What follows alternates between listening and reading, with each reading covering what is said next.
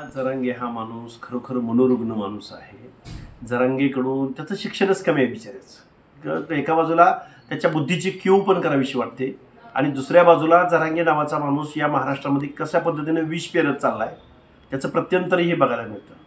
आदिम कालावधीमध्ये जशा रानटी टोळी या रानटी टोळ्या जशा भांडणं मारामाऱ्या करायच्या तशा पद्धतीचं हे जरांगेचं वर्तन आहे.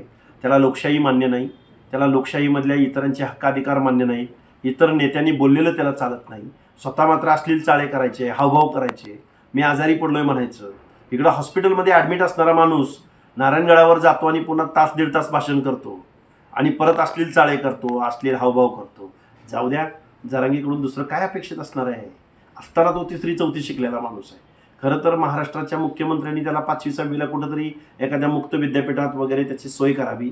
मग त्याला महाराष्ट्र म्हणजे काय, महाराष्ट्राचा इतिहास भूगोल म्हणजे काय, महाराष्ट्रातलं जात वास्तव काय आहे, महाराष्ट्रातली आरक्षण पॉलिसी काय आहे, हे याला कधी कळणार हो? मुळात माझ्या मराठा समाजाने असला कसा काय मूर्ख माणूस नेता म्हणून निवडला आणि त्याच्या सांगण्यावरनं महाराष्ट्रामधलं वातावरण एवढं कलुषित करून ठेवलंय, हे भयंकर आहे महाराष्ट्रामध्ये.